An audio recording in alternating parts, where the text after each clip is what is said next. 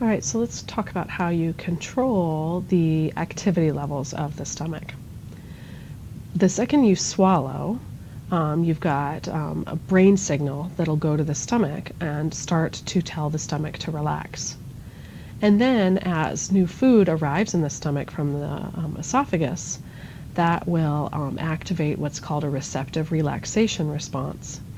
And the stretching from that food will cause the stomach to relax even more.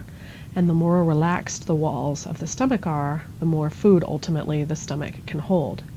Remember, the lining of the stomach are a bunch of those wrinkles called rugae, and they allow for essentially an expandable sac for the stomach. So your stomach can expand quite a bit and take in a considerable amount during a meal.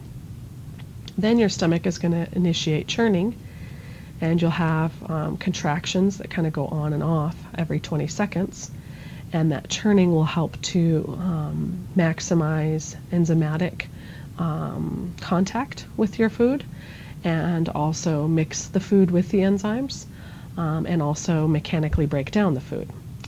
The churning is strongest in the pyloric region, which will cause a little bit of the chyme, or the food in your stomach, to be squeezed into the duodenum at any moment in time. Only about 3 mils at a time, which is roughly equivalent to a teaspoon.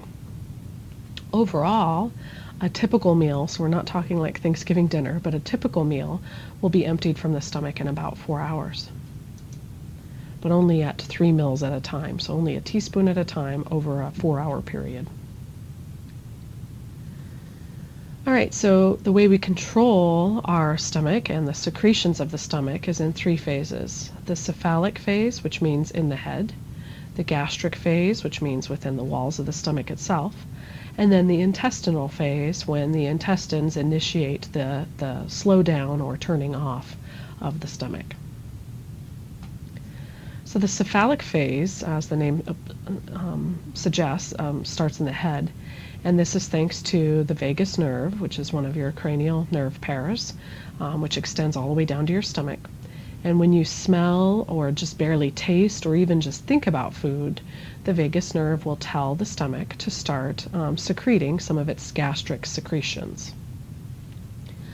And then in the gastric phase, this is a local set of reflexes.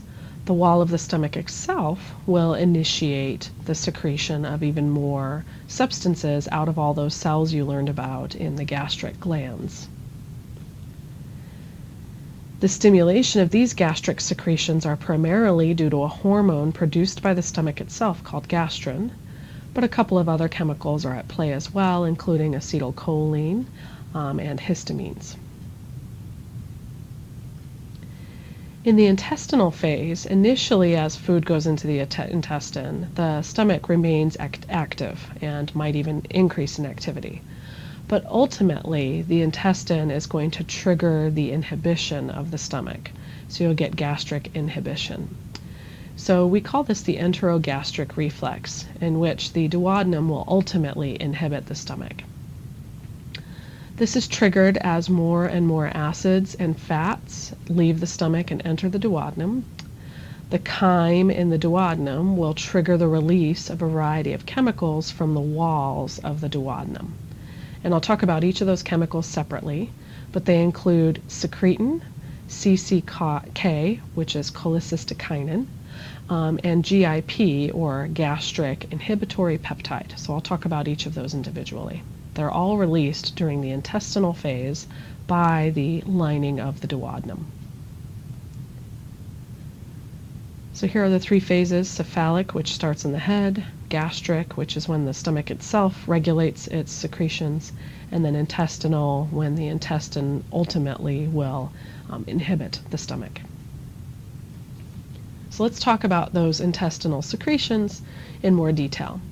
So CCK is released by the duodenum in response specifically to fat in the chyme. And that fat in the chyme will trigger the release of CCK, and CCK will then cause the gallbladder to contract, thus releasing bile. It'll also cause the pancreas to secrete its enzymes. And CCK, most importantly, will cause the hepatopancreatic sphincter to relax. and that is the sphincter that prevents substances from leaving the liver and gallbladder and pancreas and entering the duodenum. So it's important for that sphincter to relax so that all those secretions from the gallbladder, the liver, and the pancreas can ultimately get into the lumen of the duodenum. Secretin is produced by the lining of the duodenum, specifically in response to low pH, in other words, acids in the chyme. And secretin will stimulate the secretion of bicarbonate by the lining of the duodenum and also by the pancreas, so that the bicarbonate will neutralize the acids from the chyme coming from the stomach. This is important because the lining of the small intestine is not protected against those acids. So we need to neutralize those acids, otherwise we're going to end up with an ulcer somewhere in the lining of the small intestine. So specifically, secretin will cause the pancreas to release bicarbonate. Finally, another secretion that will be produced by the lining of the duodenum is GIP, or gastric inhibitory or inhibiting peptide. And as its name suggests, its job is to inhibit the stomach. And it will both inhibit muscular actions in the wall of the stomach, so it'll inhibit stomach motility and churning, and it will also inhibit the actual cells found in the gastric glands lining the stomach, so that you'll no longer get all of those gastric secretions.